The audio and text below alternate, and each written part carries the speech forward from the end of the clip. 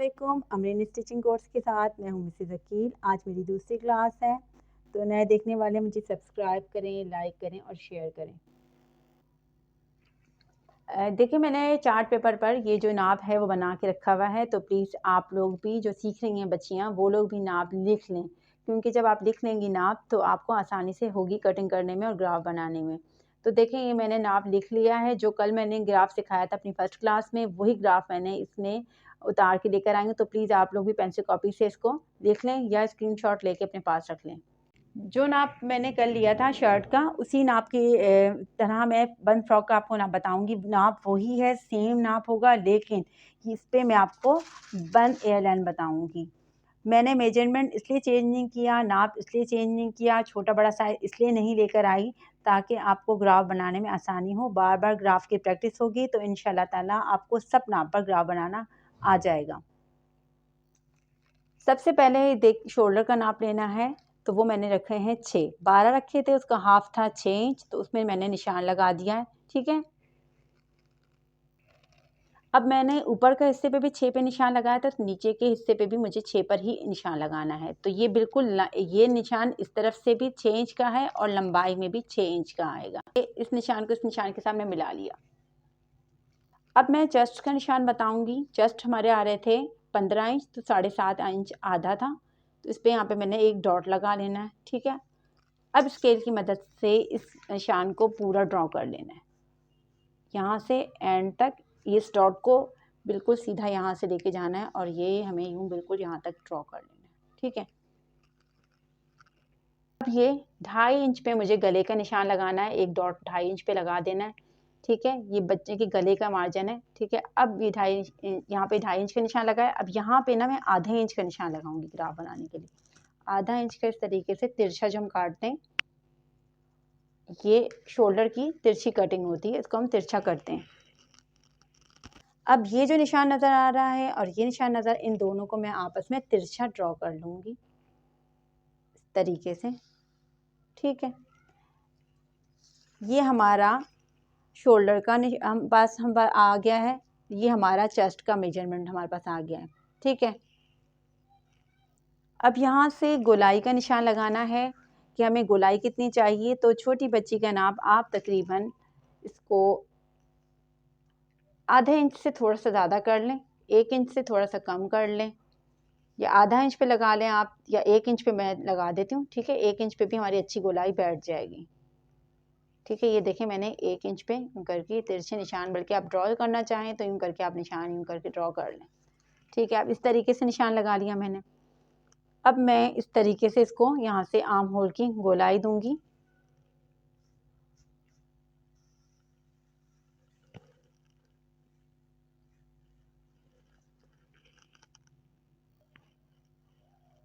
छः इंच ये रखा, 6 इंच हमने ये वाला लंबाई रखी है। ठीक है, चेस्ट हमने रखे हैं 7.5। ठीक है,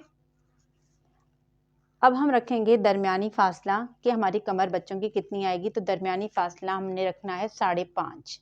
पहले मैं सिर्फ निशान लगा रही हूँ कि दरमियानी फासले पे कहाँ तक हमें करना है, उसके बाद फिर मैं नापूंगी इसको। ये आ रहा है हमारा 5.5।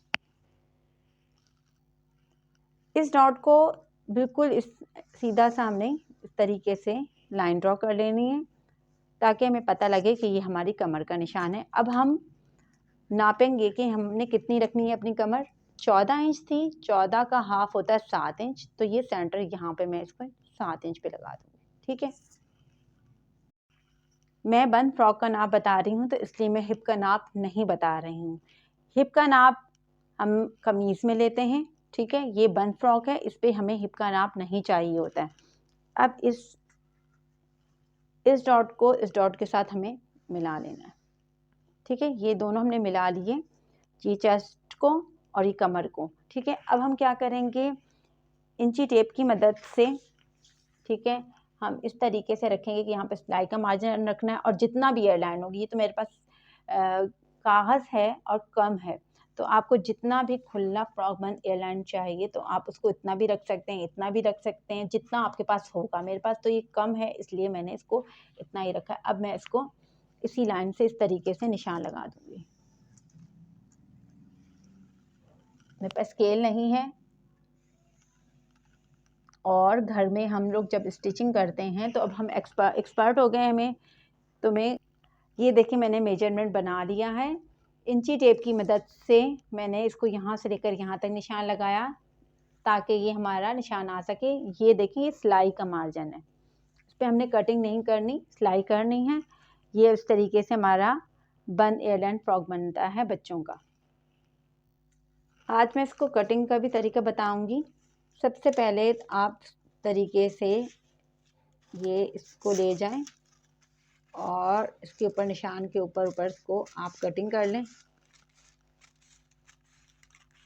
ठीक है, अब आपको ये आपने कटिंग कर ली इस तरीके से। अब आप इसको नहीं बल्कि कटिंग करेंगे, इसको 2 इंच के फासले पे आप इसकी कटिंग करेंगे।